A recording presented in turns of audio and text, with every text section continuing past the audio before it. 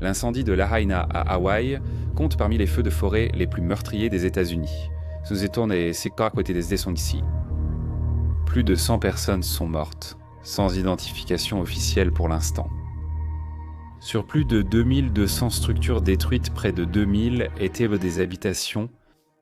Plus de 1000 habitations restent à fouiller, le nombre de morts va donc sûrement augmenter. Il est inhabituel qu'autant de décès soient survenus à cause d'un incendie de forêt sur l'île de Maui à Hawaï. Alors, que s'est-il passé ?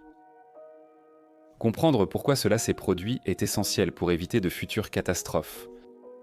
Voici l'analyse fatale de la catastrophe de l'incendie de Lahaina. Il n'est pas rare d'avoir d'immenses incendies de forêt dans différentes régions des États-Unis. Des conditions de sécheresse majeure transforment de vastes zones en poudrières végétales, prêtes à s'embraser au moindre déclencheur et à provoquer une véritable urgence incendie.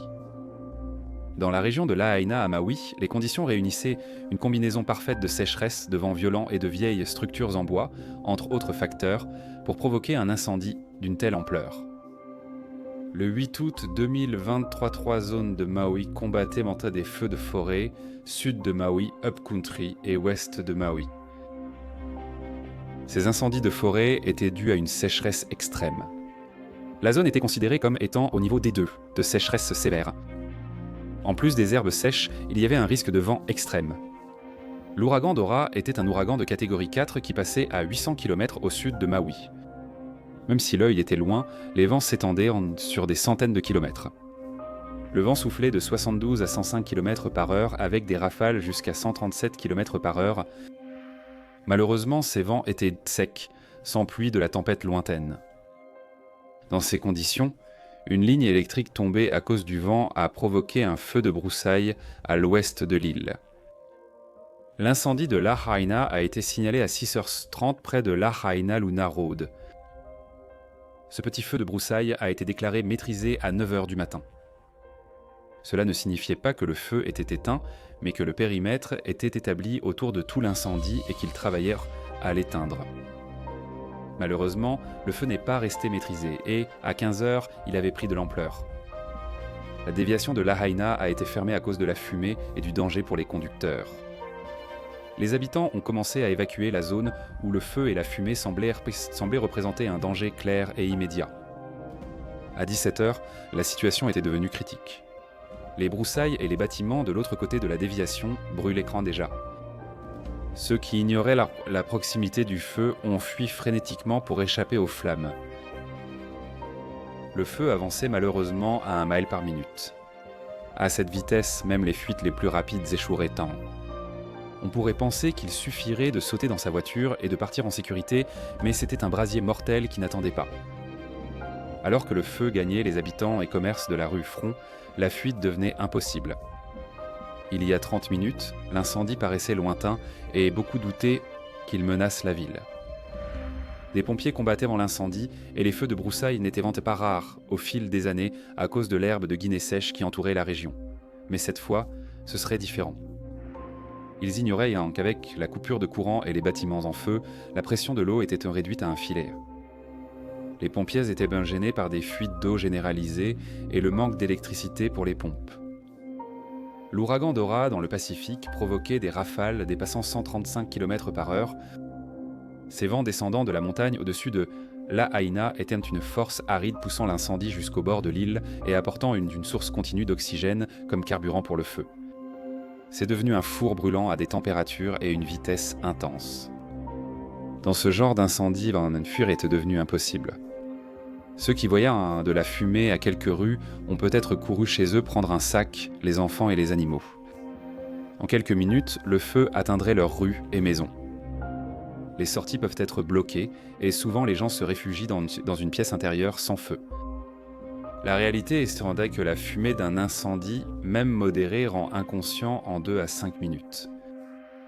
Une fois que vous avez perdu connaissance, il n'y a plus aucune protection contre la fumée, la chaleur et le feu.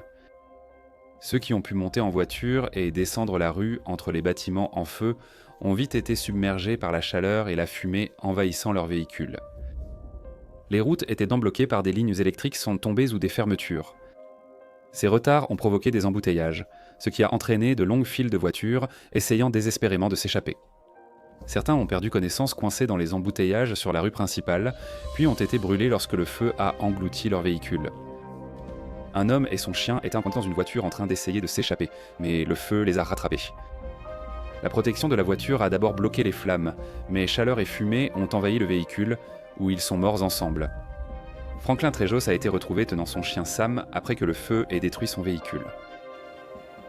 Ceux qui se trouvaient près de l'océan ont pu s'échapper vers l'eau et s'éloigner autant que possible de la ville en flammes. Certains sont restés dans l'eau pendant jusqu'à 7 heures, jusqu'à ce que le feu et la fumée diminuent.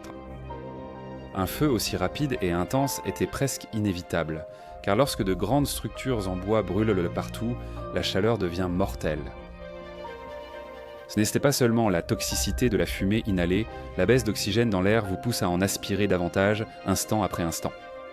Le feu consume l'oxygène, rendant l'air étouffant. Cela vous expose aux crises cardiaques car le cœur manque de carburant ou à l'inconscience car le cerveau manque d'oxygène. En 1 à 2 minutes, une personne deviendra inconsciente par manque d'oxygène. La chaleur de l'air brûle les vaisseaux respiratoires et les poumons, causant gonflement, liquide et troubles de l'échange d'oxygène. Imaginez la chaleur d'un feu de camp si intense que vous reculez votre chaise pour respirer l'air frais. Imaginez 5 feux autour de vous, 10 fois plus grands et puissants, sans refuge possible.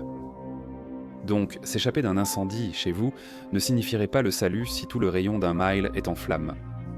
Aucun répit face à l'air chaud, toxique et pauvre en oxygène. Jusqu'à présent, plus de 100 corps ont été retrouvés dans la semaine qui a suivi la fin de l'incendie, mais des centaines d'autres sont toujours portés disparus dans une ville de seulement 13 000 habitants. La ville entière a été en grande partie réduite en cendres en seulement quelques heures. Les avertissements donnés aux résidents et aux touristes étaient extrêmement limités. Ils n'ont pas activé l'alarme publique, ce qui aurait permis aux gens de saisir la gravité de la situation.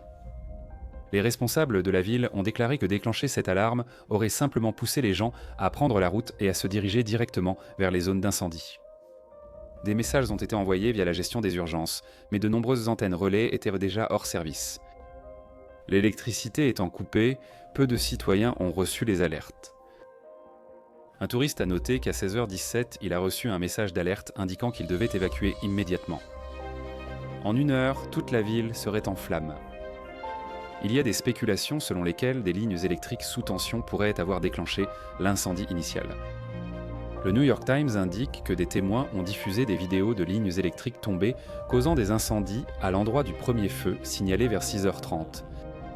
La compagnie d'électricité fait déjà l'objet de poursuites pour défaut d'entretien du réseau et pour ne pas avoir coupé l'alimentation des lignes tombées. La raison principale pour laquelle il y avait encore autant de personnes dans la ville lorsqu'elle a brûlé, c'est que l'urgence de cet incendie en particulier n'a pas été comprise. Les gens ne savaient pas que les pompiers n'avaient plus d'eau. Ils ne savaient même pas que l'incendie n'était plus maîtrisé. Ils ignoraient à quelle vitesse l'incendie détruirait leur ville. Au cours des prochains mois, des leçons seront tirées et de nouvelles informations seront révélées sur la façon dont nous pouvons prévenir de telles tragédies à l'avenir. Les habitants ont juré de retrouver leurs proches et de reconstruire leur vie après la catastrophe.